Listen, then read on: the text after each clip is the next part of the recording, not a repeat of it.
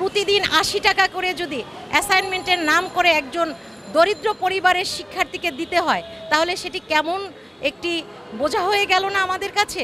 যে মানুষটি একবেলা খাওয়ার জন্য রিক্সা চালাতে হয় যেই বাবাকে, সে তার সন্তানকে কিভাবে এই কারিকুলামের সাথে তার সন্তানকে অন্তর্ভুক্ত করবে? বাংলাদেশের আগামী প্রজন্মকে ধ্বংস করার জন্য আপনারা মরিয়া হয়ে উঠেছিলেন। চমৎকার বলেছেন, শিক্ষা হচ্ছে আমাদের জাতির মেরুদণ্ড। তো সেই জাতির মেরুদণ্ড ভেঙে দেওয়ার জন্য আমরা দেখেছি একটি দল সক্রিয়ভাবে কিভাবে একটি মেরুদণ্ডকে, একটি জাতির মেরুদণ্ডকে ভেঙে ফেলা যায়। তারা জাতীয় ষড়যন্ত্রে লিপ্ত ছিলেন। তারা কি করলেন? উন্নত বিশ্বের সাথে, উন্নত বিশ্বের শিক্ষা ব্যবস্থা এবং উন্নত দেশের মানুষের জীবনযাত্রার মানের সাথে সংযোগ স্থাপন করেই কিন্তু সেই দেশের কারিকুলাম প্রণয়ন করা হয়।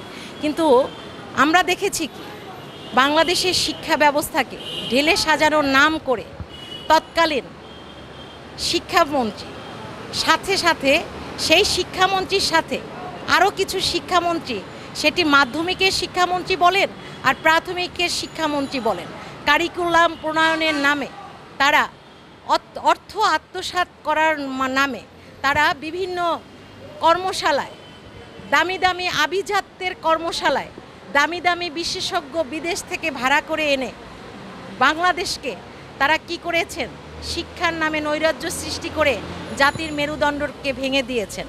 আপনারা সবাই দেখেছেন যে কিভাবে নতুন একটি কারিকুলাম প্রণয়ন করেছে। তারা বলেছে দক্ষ জনগোষ্ঠী তৈরি করবে।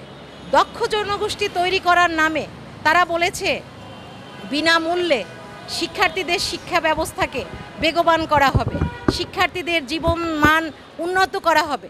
মানলাম শিক্ষকের জীবন মান উন্নত হবে, কিন্তু অ্যাসাইনমেন্টের নাম করে প্রতিটি সাবজেক্ট থেকে যদি 10টি টাকা করে 8টি সাবজেক্টে প্রতিদিন ৮০ টাকা করে যদি অ্যাসাইনমেন্টের নাম করে একজন দরিদ্র পরিবারের শিক্ষার্থীকে দিতে হয়, তাহলে সেটি কেমন একটি বোঝা হয়ে গেল না আমাদের কাছে?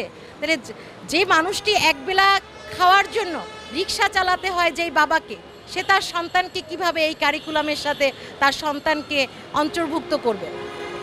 আসলে দীপুমণি, যিনি আমাদের শিক্ষামন্ত্রী ছিলেন, যিনি কারিকুলাম প্রণয়নের অন্যতম একটি হোতা হিসেবে, অন্যতম একটি নায়িকা হিসেবে কাজ করেছেন।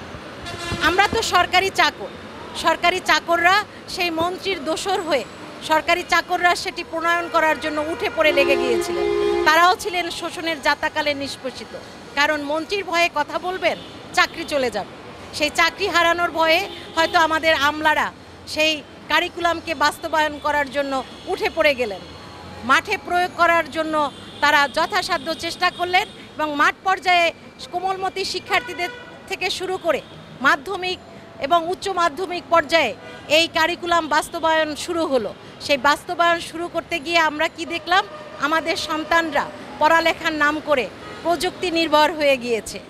ডিজিটালাইজেশনের নাম করে আমাদের শিক্ষার্থীরা, আমাদের সন্তানরা কি করলো? উঠতি বয়সের সন্তানরা তারা পর্নোগ্রাফির পড়ালেখার নাম করে আসক্ত হয়ে যাচ্ছে। সেটিকে আমরা অভিভাবকরা কখনো খেয়াল করেছি? আমাদের নীতি নির্ধারকরা রাজনৈতিক পর্যায়ে যারা আসেন, যখন যে সরকারের আমলেই আসেন, তারা কি আমাদের আসলে ভবিষ্যৎ প্রজন্মের কথা ভেবে এই কারিকুলামগুলো প্রণয়ন করেন, নাকি নিজেদের আখের গোছানোর জন্য, বাড়ি গাড়ি অট্টালিকা করার জন্য বাংলাদেশের কোমলমতি শিক্ষার্থীদের, বাংলাদেশের আগামী প্রজন্মকে ধ্বংস করার জন্য আপনারা মরিয়া হয়ে উঠেছিলেন? দেশ এখন সংস্কারের নামে নতুন করে সংস্কার রূপায়ণ চলছে। আশা করছি দ্রুত সময়ের মধ্যে আমাদের এই কারিকুলাম নতুন করে প্রণয়ন করে আমাদের সেই আগের সনাতনী কারিকুলামে নিয়ে এসে আমাদের আগামী প্রজন্মকে আদর্শ নাগরিক হিসেবে উদ্বুদ্ধ করবেন। একজন শিক্ষক হিসেবে আমি আজকে এই প্রত্যয় ব্যক্ত করছি।